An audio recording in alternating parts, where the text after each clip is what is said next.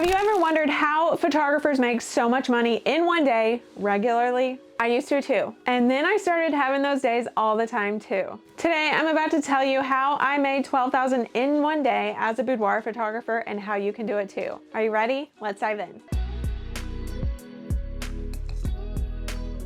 Hey, I'm Tracy and I help photographers stay forever booked out without the hustle. Be sure to grab my free guide outlining my 5 best tips to book clients without Facebook ads. The first strategy to implement to have a $12,000 day as a photographer in your business is to learn to batch your days. To me, this meant booking 5 date sessions in one day. The next day, I would do 5 date ordering sessions. Another perk to that is all of my work happens in 1 week and then I have 3 weeks off every single month. With my $2,500 sales average, I just need to book 5 sessions in one day, meaning 5 hours of work if I'm shooting 1-hour sessions. This might sound like a lot to some people, but I came from the dental hygiene world, and I also photographed weddings for 3 years, so I am totally fine with powering through 1 day of work to have 3 weeks off. I know that is not the case for all photographers, and if you're not someone who can handle this client load, I don't recommend it whatsoever. I know that I personally can create quality in this one day. I also know that not everyone works this way, and that is totally fine. The most important thing is to know your limits. If you want to spread these 5 clients out over 5 days, and then you can do same day sales, you could still have 3 weeks off with this strategy, and you're still bringing in 5 figures with ease. Want to book out your schedule the easy way and keep it booked out? Be sure to check out my free masterclass, The Booked Out Photographer. I will link it in the description below. The second strategy to implement to have a $12,000 day as a boudoir photographer is to really hone in on your session posing sequence. When you run a full month of sessions in one day, you need to be very efficient. I personally run 1-hour sessions, and I'm still able to get more than enough poses to sell a $2,500, $3,000 album with ease regularly. And this is because I have a posing sequence that I do every single session. And sometimes when I tell photographers this, they tell me one of 2 things. They say that number 1, it is boring and they don't want to photograph the same session over and over again. Or number 2, they think that their clients are not going to want the same session that you photographed with other clients. I want you to know that I've never had a client tell me that. What I found is they actually want those photos. They want to see themselves in the photos that you post online. They want to be the one in those photos. That's why they hired you. Now, maybe you've heard this and you still don't want a standard posing sequence. I get it. You can still go into every single session with a plan so that you are efficient. Let's say that you book 3 sessions in one day and they are all boudoir, but they all want a different theme or a different type of session. So you want to plan out your posing sequence for each so that you're able to pose quickly and without worrying about what's next. You want to be able to easily and quickly go from standing to sitting to laying, all of the different poses without too much extra movement from your client.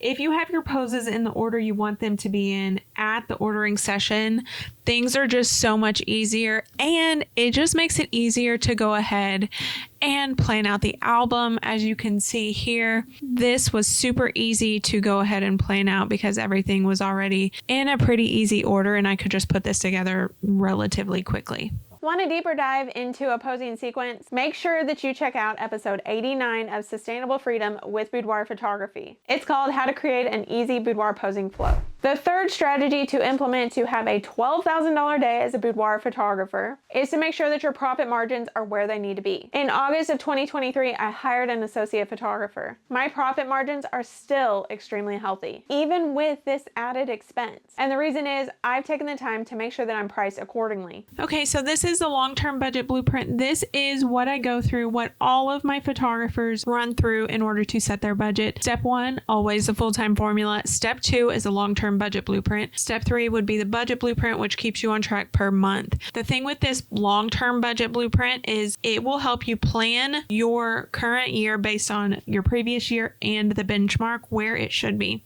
The industry benchmark is basically the average across the nation. So you've got 100% total sales, like that is every bit of revenue that you get in cost of sales at 25% for a healthy business. 35% is if you have a studio. If you don't have a studio, it's 45%. Employees 8%. Overhead 4. Advertising 5. Office expense 8. Depreciation at 5. And profit should be at 10%. Your cost of sales and employees is 33%, which would leave you with owner's compensation and profit at 45%.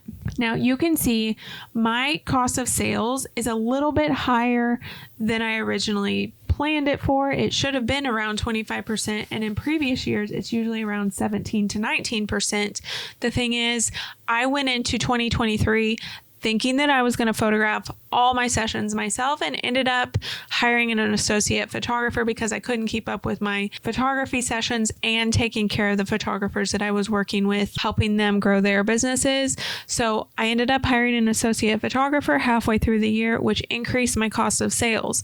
In your cost of sales, you're going to have your lab expenses, your retouching fees, your hair and makeup artist, your associate photographer.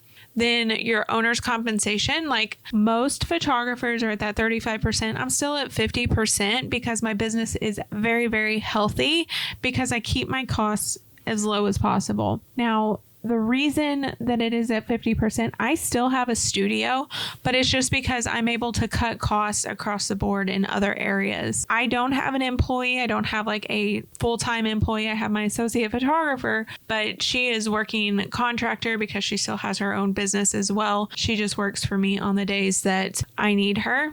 Then my overhead is at 7%. My advertising is at 2%. Office expense at 3%.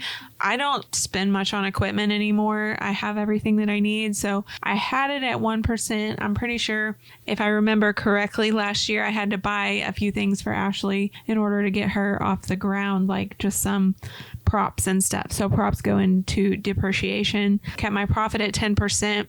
Cost of sales was 20%, leaving me 60% total. That is pretty standard with photographers who work for me.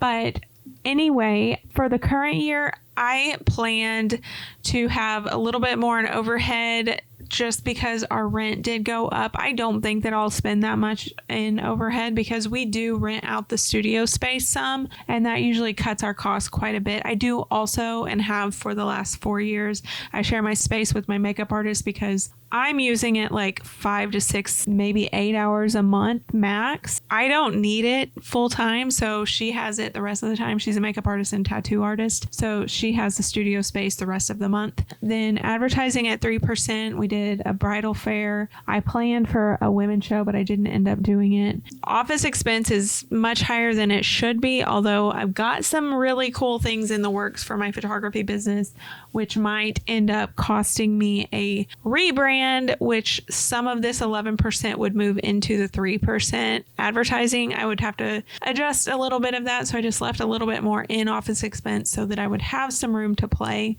1% depreciation in case my computer breaks or something like that. Profit 10%. I'm planning for 45%, hoping for the 60% with this potential new business rebrand. It may not be 60% like I'm used to, but it will eventually get back to that or more. So this is just your long-term budget blueprint, and you can see how this really helps you plan for your budget, but also it helps you know where every single dollar in your business is going so that you can be proactive instead of reactive in your business as far as your finances. So once I knew that my business was healthy, we discussed what she wanted to make as well as what I was willing to pay. We ended up with a straight fee plus commission if the sale was over a certain amount. This was so she would be more apt to promote my larger albums. If you want your copy of this amazing spreadsheet, you can grab it in the TLC shop, and I will link that in the description below. The fourth strategy to implement to have a $12,000 day as a boudoir photographer is by creating a pricing strategy with my profit margins in mind. So I know I want a $2,500 sales average. That's to help me meet my financial goals. Knowing this, I took that number and created a price list to help me hit that sales average goal. Let's look at my price list, and I'll explain the psychology psychology behind why it works. So this is my price list. I have a $2,500 sales average goal. This is my collections. I want to start here today.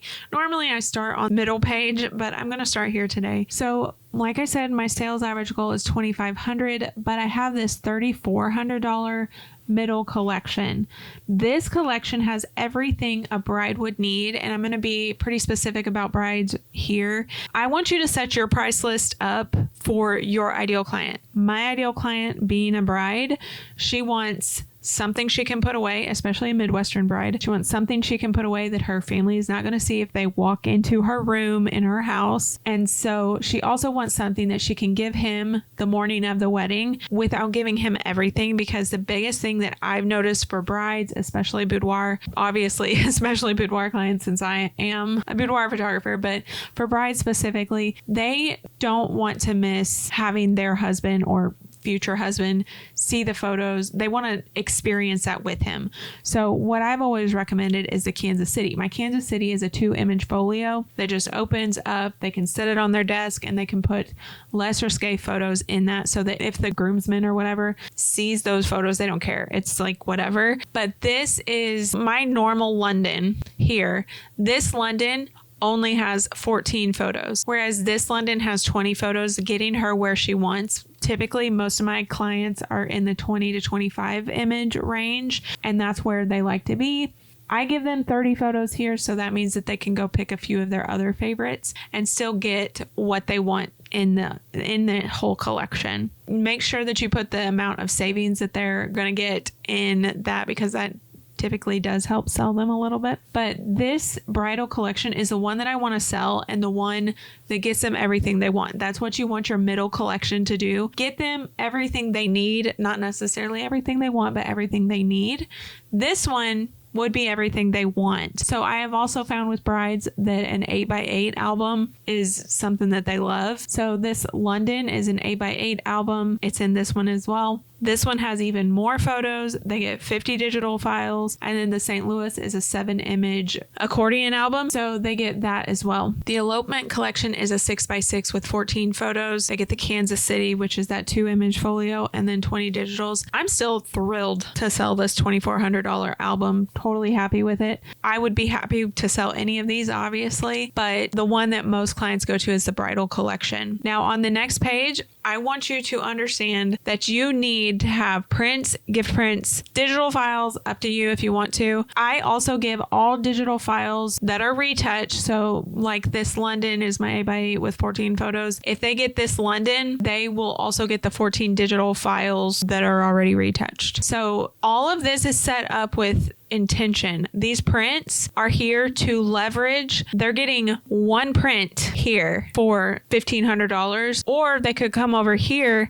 and get 14 for $1,800. It leverages the albums, like the reason behind the albums. It leverages how many photos they get for that price. And so that typically sells them into an album just by itself. Then we've got these image boxes. Some of my clients that are not brides, they typically go with the image boxes because they're a little bit more confident in showing their bodies. So they're okay with having these image boxes out, and then they switch out the photos. Gift prints, I think that you need those because that shows the value of your photos. You need to have those individual prints. They need to be over, I would say $75 minimum, if not $100, to leverage the prices of the rest of your albums and the rest of your prints. And then your digital files, I put those on there just because it's 2024, and sometimes I just don't want to argue with clients. If you want 30 files, I'm still going to make pretty close to what I want to make, and I'm totally happy with that. Some of them will also say they buy the London. They'll also come over here and buy 10 extra photos that just don't go into the album. So there's that option as well. The fifth strategy to implement in order to have a $12,000 day as a boudoir photographer is a really solid marketing strategy to help clients understand what they're paying. Let me show you my website and exactly how I break down my pricing on my website, because I do think that a lot of photographers do this wrong. Now, I have shown this in lots of my videos, but I think that for your actual pricing on your website. You don't want to put your entire pricing on your website, but I think that you can do it very intentionally on your website so that they know they come to your session prepared. They kind of know how much they're going to spend. So I do images not included. Albums start at $6.99. Collections start at $25.99, which I think they actually start at $23.99. And the average client invests $1,500 plus. Now, when I'm talking to them, like say they inquire in email or whatever, I would say the average client spends between $1,000 and $2,000, giving them between 10 and 20 photos. I actually think that converts better. I just haven't changed it on here, but that's an option too. So what you want to do is lay out exactly what they get with the session and then put this images not included, albums start at, average client invests. And I think that you'll be good to go, and you'll see your bookings go up, and you'll start booking a little bit easier because you're being very upfront without giving them all the extra information. The other reason that I don't like to give them all the extra information is because if I saw a problem on my price list or I was ready to do a price increase, I would just do it and not have to remember what pricing I gave what client.